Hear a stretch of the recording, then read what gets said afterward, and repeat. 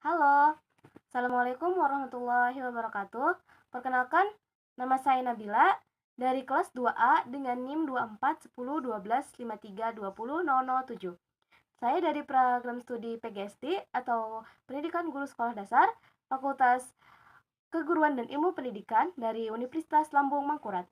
Baik, di sini saya akan menjelaskan mengenai peta, atlas, dan juga global. Baik, sekarang kita akan ke penjelasannya. Nah, sesuai pada PPT tersebut, dijelaskan, menurut ACE International Cognitive Association, peta itu adalah gambaran atau referensi unsur-unsur abstrak yang dipilih dari permukaan bumi atau benda-benda angkasa. Jadi, peta itu adalah permukaan bumi pada bidang badan datar dengan skala tertentu melalui sistem proyeksi. Istilah peta yaitu dalam bahasa Inggris disebut map. Pada bahasa Yunani, peta map tersebut yaitu tertulis mapa berarti taplak atau kain penutup meja. Jadi dapat diartikan peta tersebut adalah gambaran keseluruhan atau bidang atau sebagian dari permukaan bumi yang diperkecil dari sebuah bidang datar atau diproyeksikan dengan dua dimensi dari metode dan skala tertentu. Nah, pada PT berikutnya yaitu ada penggolongan peta.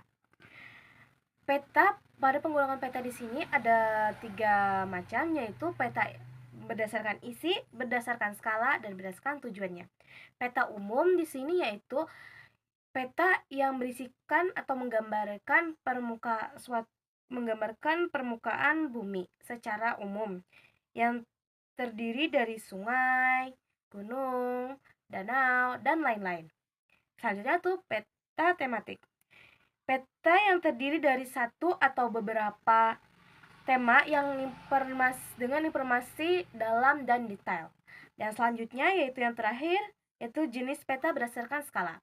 Peta skala di sini yaitu yang membandingkan antara dua titik di peta dengan jarak yang sebenarnya di permukaan bumi atau di lapangan. Pada dilihat di PPT yang saya jelaskan tadi, yaitu ada peta berdasarkan skala. Selanjutnya itu peta berdasarkan tujuannya. Peta berdasarkan tujuannya yang ada di peta tersebut ada 4, yaitu peta pendidikan. Peta pendidikan di sini yaitu yang menunjukkan lokasi sekolah SLTP atau SMA atau sekolah SD dan juga yang lain-lain. Selanjutnya peta ilmu pengetahuan. Peta ilmu pengetahuan di sini yaitu peta penunjuk arah angin dan peta penduduk. Yang ketiga yaitu peta informasi umum, yaitu bertujuan untuk menunjukkan peta pusat perbelanjaan. Yang terakhir yaitu peta turis, peta yang menunjuk arah museum dan juga rute bus. Yang selanjutnya itu adalah fungsi peta. Fungsi peta di sini itu menunjukkan posisi lokasi, permukaan, ukuran, luas, jarak, dan arah suatu tempat, dan menggambarkan bentuk-bentuk permukaan bumi, dan membantu penelitian untuk menemukan survei dengan mengetahui kondisi daerah tersebut dan juga yang lain-lain. Nah, selanjutnya yaitu komponen-komponen peta. Komponen-komponen peta di sini ada terbagi menjadi 12. Yang pertama, judul peta, skala peta, legenda atau keterangan. Yang keempat, tanda arah atau tanda orientasi. Yang kelima, simbol warna. Nah, simbol di sini ada terbagi menjadi 6, yaitu simbol garis, simbol luas atau area, simbol aliran, simbol daratan, lautan, perairan, dan juga simbol budaya. Yang keenam yaitu sumber dan tahun pembuatan peta, 7 inset dan indeks peta. Yang ke-8 range, yang ke-9 nomor peta, yang ke-10 sumber atau keterangan riwayat peta, yang ke-11 elevasi, yang ke-12 atau yang terakhir koordinasi. Nah, selanjutnya itu skala peta. Skala peta di sini yaitu adalah disebutkan sebagai skala numerik, yaitu skala yang menyatakan dalam bentuk angka. atau perbandingan angka. Misalnya yaitu skala banding 1 banding 100.000 atau 1 banding 2 juta dan 1 banding berapa atau 1 banding sekian. Yang selanjutnya itu pembuatan peta. Menurut Erwin Wright, seorang ahli pengetahuan harus memiliki persyaratan yaitu pengetahuan geografi, pengetahuan dalam bidang seni, pengetahuan ilmu pasti, dan pengetahuan lainnya. Oke, selanjutnya pada tertera di PPT yaitu saya akan menjelaskan mengenai pengertian atlas.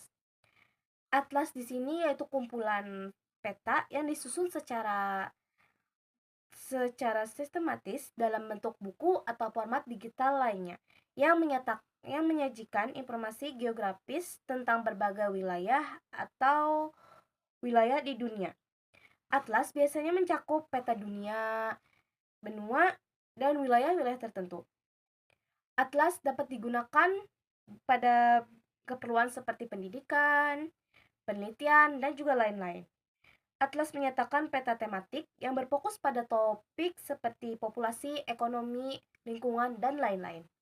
Selanjutnya yaitu syarat-syarat atlas. Yaitu terdapat 4 syarat, yaitu atlas anak-anak, atlas sekolah, atlas nasional, dan atlas pengetahuan atau pengetahuan atlas. Yang ketiga yaitu pengertian globe. Globe berasal dari bahasa Latin, yaitu globus yang artinya bola atau bulatan.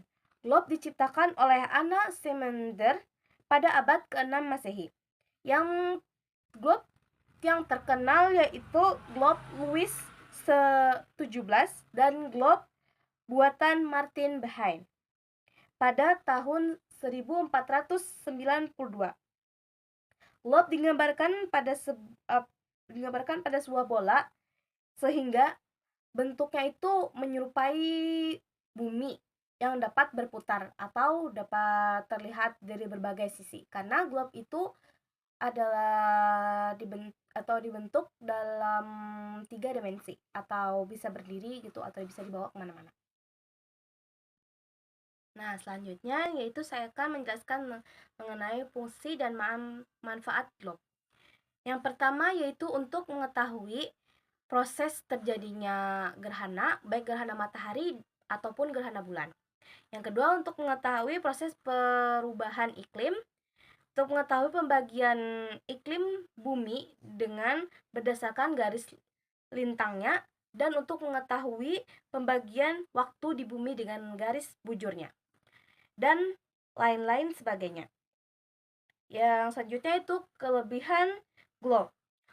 Kelebihan globe di sini yaitu untuk bentuk dari globe itu menyerupai sebuah bola, menyerupai sebuah bumi agar dapat seperti bumi pada aslinya. Yang kedua itu letak astronomi dan geografis pada globe gampang untuk dipelajari atau mudah untuk dimengerti. Yang ketiga yaitu gambar daratan dan lautan pada globe itu bisa dilihat besarannya ataupun kecilannya yang berbagai bentuknya itu dan sebagainya. Nah, kita sampai di penghujung PPT atau slide. Yang selanjutnya saya akan jelaskan yaitu struktur globe dan juga penggunaan globe. Pertama-tama saya akan menjelaskan mengenai struktur globe. Struktur globe di sini yaitu globe dilengkapi dengan garis lintang dan garis bujur yang digunakan untuk berbagai macam peragaan atau model pendidikan.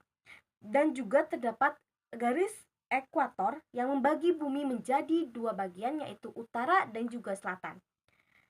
Agar dapat memperoleh informasi yang lebih detail atau lebih lengkap tentang globe yang benar, yaitu diletakkan dengan miring membentuk sudut sebesar 66 1/2 derajat dari ekliptika atau garis horizontal.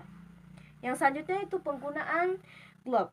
Penggunaan globe di sini terbagi menjadi beberapa, yaitu sebagai alat simulasi sederhana proses terjadinya gerhana bulan dan juga gerhana matahari, dan menghitung pembagian waktu di berbagai bumi berdasarkan garis bujurnya, mengetahui perbedaan iklim dengan bantuan garis lintang, dan membagi media peragaan bentuk bumi dan rotasinya, dan yang terakhir menggambarkan letak luas daerah, negara, dan benua serta laut secara lebih akurat, dan lain sebagainya. Baik, sampai di sini penjelasan dari saya. Saya harap penjelasan dari saya dapat bermanfaat bagi kalian semua, dan juga semoga penjelasan dari saya dapat dipahami dengan benar. Oke, begitu saja dari saya. Sampai jumpa.